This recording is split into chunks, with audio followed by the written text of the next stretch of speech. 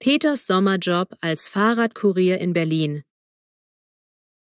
Peter ist 22 Jahre alt und studiert Geschichte in Berlin.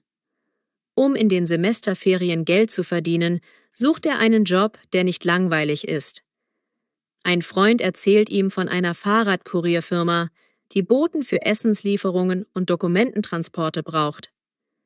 Peter radelt ohnehin gerne, also bewirbt er sich spontan. Bereits am nächsten Tag steht er in einem kleinen Büro, wo die Disponentin ihm erklärt, wie die Aufträge funktionieren. Er bekommt eine App, eine Fahrradtasche und ein leuchtendes Kurier-T-Shirt. Peter freut sich, endlich unterwegs zu sein, rechnet aber nicht mit den Herausforderungen der Großstadt. Sein erster Arbeitstag startet gut.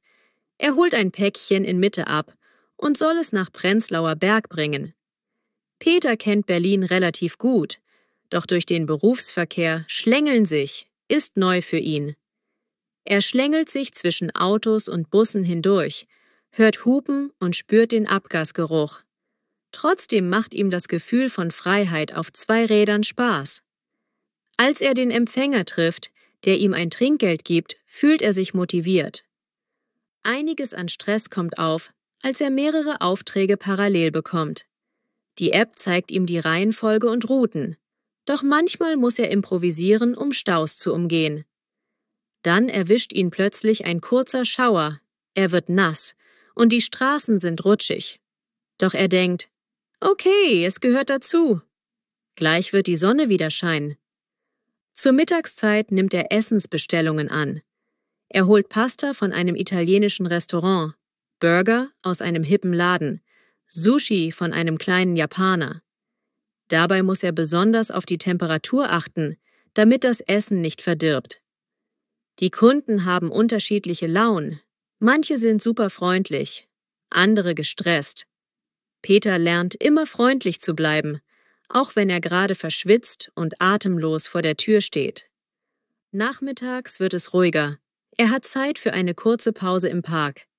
Er trinkt Wasser, isst einen Müsliriegel und entspannt seine Beine. Doch schon klingelt das Handy mit dem nächsten Auftrag. Ein Dokument muss dringend zum Amt, ein Fahrradteil zu einem Laden. Peter merkt, wie abwechslungsreich der Job ist. Am zweiten Tag erlebt er das Chaos des Berliner Rings, als er in Charlottenburg unterwegs ist. Die App leitet ihn, aber er verfährt sich, weil eine Baustelle den Radweg blockiert. Er schimpft kurz, findet dann eine Seitenstraße und entdeckt sogar eine Abkürzung. Mit der Zeit wird er routinierter, erkennt bestimmte Schleichwege, nutzt Fahrradstraßen und lernt den Verkehr besser einzuschätzen. Einmal beobachtet er einen Fast-Unfall, weil ein Autofahrer die Fahrradspur übersieht. Sein Herz klopft, doch zum Glück passiert nichts. Abends sitzt er müde, aber zufrieden im WG-Zimmer. Sein Mitbewohner staunt, wie viele Kalorien er wohl beim Kurierfahren verbraucht. Nach ein paar Tagen bekommt er eine Chatnachricht vom Chef. Gute Arbeit. Die Kunden sind zufrieden. Du lieferst schnell und pünktlich. Peter freut sich, denn er war erst unsicher, ob er das Tempo halten kann. Er gönnt sich am freien Tag eine längere Radtour, ganz ohne Druck. Dabei erkennt er, wie sehr ihm das Radfahren ans Herz gewachsen ist. Beim nächsten Einsatz lernt er Linda kennen, eine andere Fahrradkurierin, die schon lange dabei ist. Sie zeigt ihm ein paar Tricks, zum Beispiel, wie man abends sicherer unterwegs ist und wie man sein Rad mit einer guten Lampe ausstattet. Beide plaudern während einer Wartezeit vor einem Restaurant und merken, dass sie ähnliche Interessen haben. Peter merkt jedoch auch, dass der Job anstrengend ist. An besonders heißen Tagen schwitzt er extrem. An regnerischen Tagen friert er. Er repariert unterwegs manchmal eine kleine Panne an seinem Rad, flickt einen platten Reifen oder zieht einen Bremszug nach. Doch er sieht es sportlich. Das ist Teil des Jobs. Eine Kundin bestellt Essen ans Büro, doch bei der Ankunft hat sie kein Bargeld. Peter muss warten, bis sie eine Kollegin findet, die wechseln kann. Er bleibt höflich, obwohl die Zeit drängt. Ein anderer Kunde gibt ihm dafür gleich doppeltes Trinkgeld, was sein Budget aufbessert. Eines Tages hat er einen wirklich harten Tag mit vielen Aufträgen. Als er abends nach Hause kommt, tun ihm die Beine weh, sein Rücken schmerzt und er denkt, er müsse aufhören. Doch nach einer heißen Dusche und einem guten Abendessen fühlt er sich erholt und freut sich auf den nächsten Tag. Er realisiert, dass er seine Fitness deutlich steigert und ein gutes Zeitmanagement lernt. Nach 4 Wochen ist seine Sommerpause fast um. Er hat viel Geld angespart, teilweise durch Trinkgeld. Mit Linda hat er sich angefreundet, sie gehen sogar mal ins Kino. Als er bei der Firma kündigen will, sagt der Chef: »Schade, du warst ein zuverlässiger Kurier. Willst du nicht länger bleiben?« Peter lächelt und erklärt, dass das Studium weitergeht. Der Chef meint: »Komm gerne in den nächsten Ferien wieder.« Am letzten Arbeitstag liefert er nochmal ein paar warme Mahlzeiten und Pakete durch Berlin. Er fühlt eine gewisse Wehmut, obwohl er weiß, dass es nur ein Sommerjob war. Er verabschiedet sich von Linda und den anderen Kurieren, die inzwischen seine Kumpel geworden sind. Zu Hause packt er seine Kurierklamotten und die App vom Handy löscht er symbolisch. Er blickt zurück auf 4 Wochen Abenteuer, stressig, aber lohnend.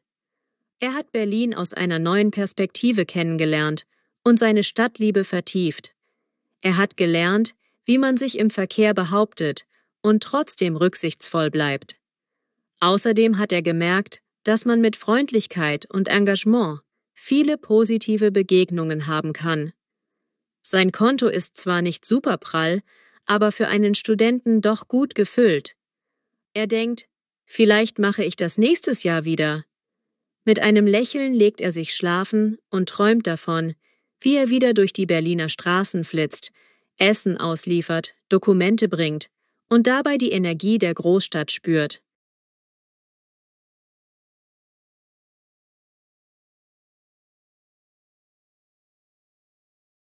Paulas Kaffeereise durch Europa. Paula ist 26 Jahre alt und liebt Kaffee in all seinen Variationen. Seit ihrem Studium in Köln träumt sie davon, durch Europa zu reisen, um verschiedene Kaffeekulturen kennenzulernen. Als sie endlich ein paar Monate frei bekommt, plant sie eine ganz persönliche Kaffeereise. Sie packt einen kleinen Koffer, kauft ein Interrail-Ticket und macht sich auf den Weg. Ihre erste Station ist Amsterdam. Dort mietet sie ein günstiges Zimmer in einer WG und verbringt die Tage damit, durch die Grachten zu schlendern. Doch ihr Hauptfokus sind die unzähligen Cafés, kleine, versteckte Röstereien, hippe Coffeespots oder traditionelle Lokale. Sie erfährt, dass die Niederlande eine lange Handelstradition mit Kaffee haben und probiert verschiedene Sorten, mild, kräftig, mit leichten Karamellnoten. An einem sonnigen Morgen besucht sie ein winziges Café, in dem die Bohnen direkt vor ihren Augen geröstet werden. Der Duft ist überwältigend. Beim Verkosten spricht sie mit dem Barista, der ihr Tipps über die geeignete Wassertemperatur und Filtermethoden gibt. Nach ein paar Tagen zieht sie weiter nach Paris. Dort entdeckt sie eine ganz andere Kaffeekultur. Viele Franzosen trinken schnell einen Espresso an der Theke, bevor sie zur Arbeit gehen. Paula probiert es aus und fühlt sich wie eine Einheimische, doch sie genießt es auch, in einem typischen Pariser Straßencafé zu sitzen, ein Croissant zu essen und den Kaffee langsam zu schlürfen. Sie merkt, dass Paris zwar mehr für sein Gebäck berühmt ist, aber auch kleine, moderne Kaffeebars bietet, die Spezialitätenkaffees servieren. Besonders in den Vierteln, in denen junge Leute leben, findet sie experimentelle Röstungen und Latte Art vom Feinsten. Danach nimmt sie den Zug nach Wien, wo sie schon immer hin wollte, weil sie von der berühmten Wiener Kaffeehauskultur schwärmt. Bei ihrer Ankunft sieht sie sofort die prunkvollen Kaffeehäuser, die mit Kronleuchtern und alten Polstersesseln ausgestattet sind. Sie bestellt eine Melange und dazu ein Stück Sachertorte. Während sie an der Melange nippt, studiert sie die Speisekarte mit gefühlten 100 Kaffeevarianten und beobachtet die Kellner in ihren eleganten Uniformen. Sie spürt den Hauch der Tradition, die hier so lebendig ist, und denkt an berühmte Schriftsteller, die einst in solchen Cafés saßen.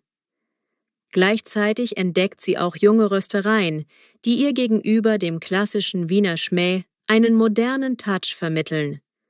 Sie ist fasziniert von dieser Mischung aus Tradition und Innovation.